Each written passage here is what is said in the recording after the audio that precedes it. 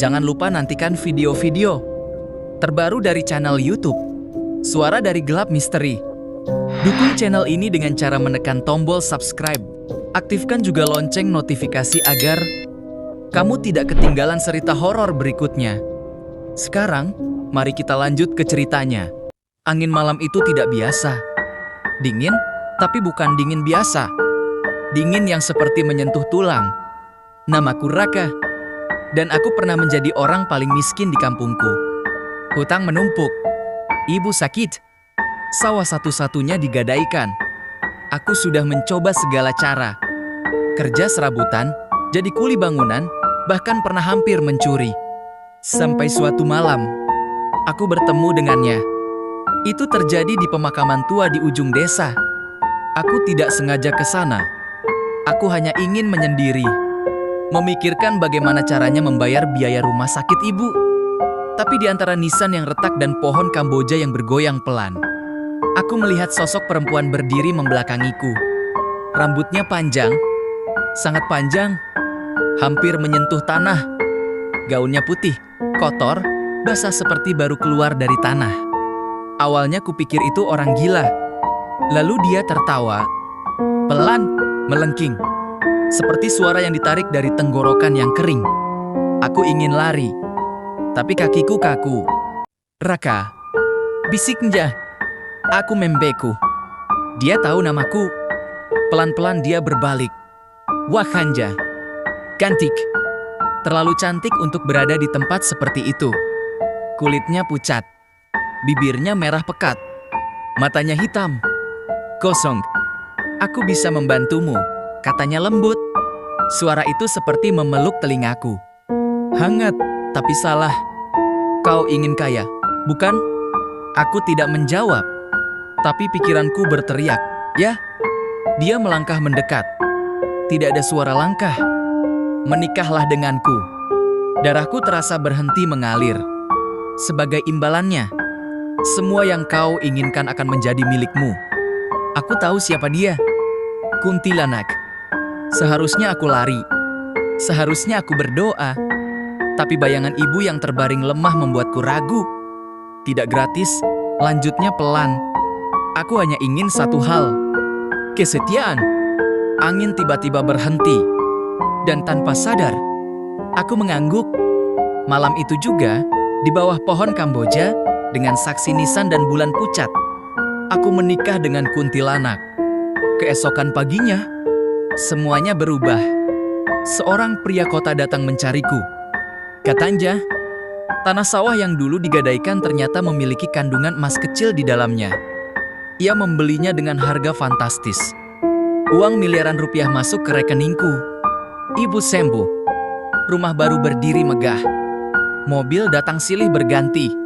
Semua orang menganggapku beruntung. Tapi mereka tidak tahu, di rumah megah itu, aku tidak tinggal sendiri. Setiap malam, tepat pukul 12, aroma melati memenuhi kamar. Pintu terkunci sendiri. Dan dari sudut ruangan, dia muncul. Kini bukan lagi menyeramkan. Dia tampil seperti istri sempurna. Cantik, anggun, tersenyum. Suamiku, bisiknya lembut. Awalnya, semuanya terasa seperti mimpi indah.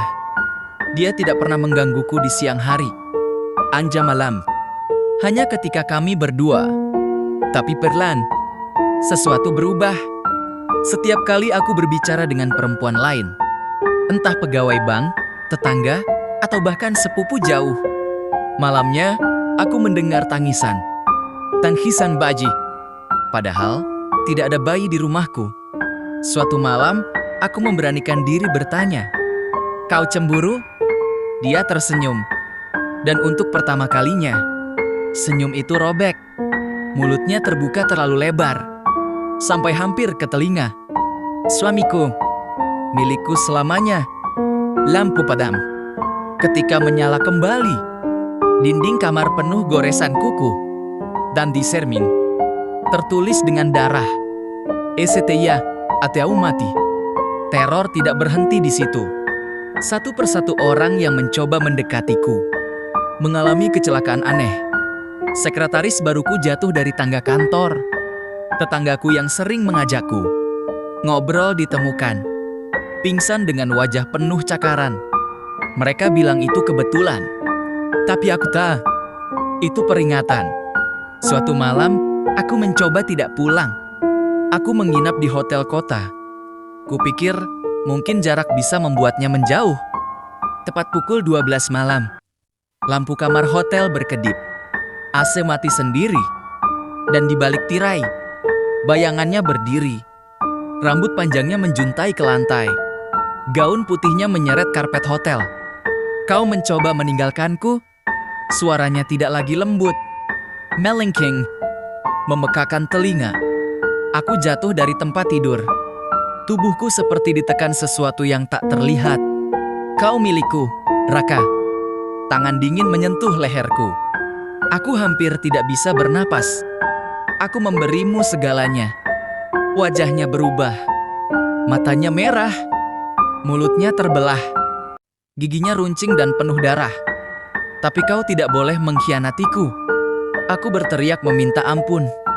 Dan tekanan itu hilang. Sekarang, aku memang kaya. Uangku tak habis 7 turunan. Tapi setiap malam, aku hidup dalam ketakutan. Aku tidak boleh salah bicara. Tidak boleh melirik perempuan lain. Tidak boleh berpikir untuk kabur. Karena aku tahu, janji itu bukan hanya pernikahan. Itu perjanjian. Dan dalam perjanjian itu, jiwaku mungkin sudah bukan milikku lagi. Kadang aku mendengar suara bayi menangis dari bawah lantai rumah. Kadang aku melihat bayangan kecil berlari di lorong. Dan istriku selalu tersenyum setiap kali aku bertanya. Anak kita, katanya pelan. Padahal aku tidak pernah merasa memiliki anak. Malam ini, pukul jam 11:59 menit, aroma melati sudah mulai tercium. Dan aku mulai menyadari satu hal. Mungkin kekayaan yang ia berikan bukanlah hadiah, melainkan umpan untuk sesuatu yang lebih besar. Dan aku takut suatu hari nanti yang akan ia ambil bukan lagi kesetiaanku, melainkan nyawaku. Malam itu, aku tidak tidur. Jam dinding menunjukkan pukul 12:05 menit. Aroma melati semakin pekat. Bukan lagi sekadar wangi, tapi menusuk. Seperti bunga yang membusuk di dalam ruangan tertutup. Aku duduk di tepi tempat tidur, menunggu. Dan seperti biasa, dia muncul. Tidak dari pintu, tidak dari jendela, tapi dari bayangan di sudut kamar. Rambutnya menjulur pelan ke lantai. Wajahnya pucat. Senyumnya tipis. Ada yang kau pikirkan, suamiku? Suaranya lembut. Terlalu lembut. Aku menelan ludah. Aku mendengar tangisan itu lagi, kataku pelan. Dia diam. Lalu, terdengar suara. Tangisan baji. Pelan.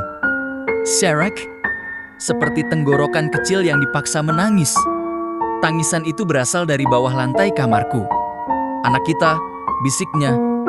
Bulu kuduku berdiri. Aku tidak pernah merasa memiliki anak, jawabku. Senyumnya perlahan menghilang. Ruangan tiba-tiba menjadi dingin. Kau meragukanku?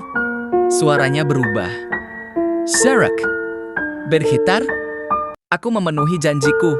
Lanjutnya, aku memberimu kekayaan. Aku menyembuhkan ibumu. Aku menjagamu dari kemiskinan. Dinding kamar mulai bergetar pelan. Sekarang, giliranmu. Aku membeku. Giliranku. Untuk apa? Dia melayang mendekat. Wajahnya kini sangat dekat dengan wajahku. Matanya tidak lagi hitam kosong. Kini, merah. Kau harus memberiku sesuatu. Tangisan bayi semakin keras. Dan tiba-tiba, lantai kayu kamar retak. Celah hitam terbuka. Dari dalamnya, muncul tangan kecil. Kecil. Pekat. Dengan kuku panjang dan hitam. Aku mundur terjatuh. Itu bukan anak manusia. Bisikku gemetar. Dia tertawa. Tawa yang dulu terdengar lembut. Kini melengking memekakan telinga. Kau pikir kekayaan datang tanpa harga? Keesokan harinya, Aku menemui seorang kiai tua di desa sebelah. Namanya sudah lama dikenal sebagai orang yang paham dunia gaib. Aku menceritakan semuanya. Dari pernikahan di bawah pohon Kamboja, hingga tangan kecil yang keluar dari lantai. Wajah kiai itu berubah pucat. Kau telah mengikat perjanjian darah, katanya pelan. Perjanjian itu tidak hanya mengikatmu, tapi juga keturunanmu. Aku gemetar. Apa yang dia inginkan? Kiai itu menatapku lama. Dia mati saat hamil. Darahku seperti berhenti mengalir. Jiwanya terperangkap. Ia ingin melahirkan, tapi ia tidak memiliki tubuh. Aku mulai mengerti. Dia menggunakanmu, lanjut sang kiai. Menggunakan hidupmu untuk memberi bentuk pada anaknya. Aku terdiam. Dan ketika wujud itu sempurna, kiai itu tidak melanjutkan kalimatnya. Apa yang akan terjadi? Tanyaku putus asa. Tubuhmu akan menjadi wadah. Jantungku serasa berhenti. Maksudnya, anak itu tidak lahir sebagai bayi biasa. Ia akan lahir sebagai makhluk setengah manusia, setengah arwah. Dan ia membutuhkan tubuh manusia untuk hidup sempurna. Aku terduduk lemas. Tidak ada cara membatalkannya? Tanjaku. Kiai itu diam cukup lama. Ada satu cara? Aku langsung menatapnya penuh harap. Kau harus kembali ke tempat kau mengikat janji itu. Ke pemakaman. Tepat saat bulan purnama. Malam ini, Tanjaku. Kiai itu mengangguk. Dan kau harus membawa darah. Darah siapa? Ia menatapku tajam. Darahmu sendiri. Malam purnama datang. Aku kembali ke pemakaman tua itu. Langkahku berat. Angin berembus pelan. Pohon Kamboja bergoyang seperti menyambutku. Aku berdiri di tempat dulu aku mengangguk menerima lamaran makhluk itu. Jam menunjukkan pukul 12 tepat. Aroma melati kembali muncul. Dan dia muncul di hadapanku. Lebih jelas. Lebih menyeramkan. Perutnya kini membuncit. Seperti perempuan hamil tua. Kau kembali, suamiku. Suaranya lirih. Aku mengeluarkan pisau kecil dari saku. Tanganku gemetar. Aku ingin mengakhiri ini. Wajahnya berubah. Senyumnya melebar tidak wajar. Kau tidak bisa. Aku bisa. Teriakku. Aku menggores telapak tanganku sendiri. Darah menetes ke tanah kuburan. Tanah itu mendesis. Seperti terbakar. Aku membatalkan perjanjian ini. Teriakku keras. Angin tiba-tiba berputar kencang. Rambutnya melayang liar. Dia menghedit. Jeritan panjang yang membuat telingaku berdengung. Kau milikku? Teriaknya. Tanah di bawah kakiku retak. Tangan-tangan pucat keluar dari dalam tanah. Mencoba menarik kakiku masuk. Aku hampir terseret. Aku teringat pesan Kiai. Jangan ragu. Jangan takut. Aku menjatuhkan lebih banyak darah ke tanah. Aku kembalikan semua. Teriakku. Terkutuklah kekayaan itu. Ambil kembali semuanya. Tiba-tiba, suasana hening. Sangat hening. Makhluk itu menatapku dengan mata penuh kebencian. Kau akan menyesal. Tubuhnya perlahan retak. Seperti kaca pecah. Tangisan bayi berubah menjadi jeritan marah. Lalu, semuanya lenyap. Aku terbangun di pemakaman saat matahari hampir terbit. Tubuhku lemas. Telapak tanganku masih berdarah. Aku berlari pulang. Dan saat sampai di rumah megahku telah berubah. Catnya mengelupas. Dindingnya retak. Perabotan mewah hilang. Mobil di garasi lenyap. Rekening banku kosong. Semua kekayaan itu benar-benar hilang. Ibu kembali sakit. Aku kembali miskin. Tapi aku hidup. Aku bebas. Atau setidaknya, aku pikir begitu. Karena malam berikutnya, saat aku mencoba tidur di rumah reot itu, aku mendengar sesuatu. Tangisan. Pelan. Sangat pelan. Dari luar jendela. Aku memberanikan diri mengintip. Di bawah pohon mangga depan rumah, berdiri sosok kecil. Anak kecil. Rambutnya panjang menutupi wajah. Tubuhnya kurus.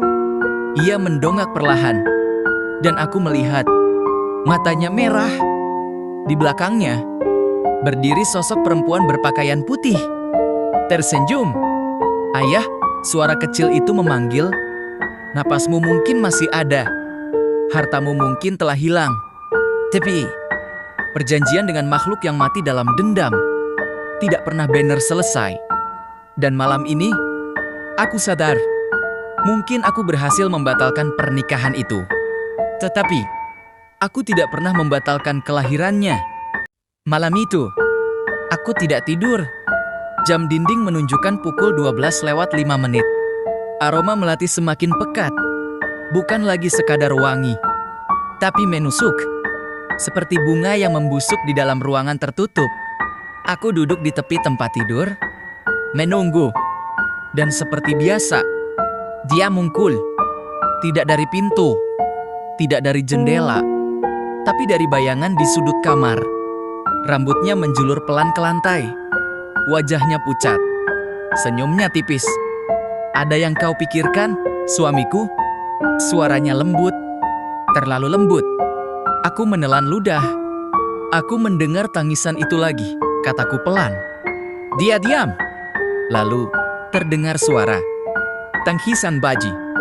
Pelan. Serak. Seperti tenggorokan kecil yang dipaksa menangis. Tangisan itu berasal dari bawah lantai kamarku. Anak kita, bisiknya. Bulu kuduku berdiri. Aku tidak pernah merasa memiliki anak, jawabku. Senyumnya perlahan menghilang. Ruangan tiba-tiba menjadi dingin. Kau meragukanku? Suaranya berubah. Serak. Berhitar? Aku memenuhi janjiku. Lanjutnya, aku memberimu kekayaan. Aku menyembuhkan ibumu. Aku menjagamu dari kemiskinan. Dinding kamar mulai bergetar pelan. Sekarang, giliranmu. Aku membeku.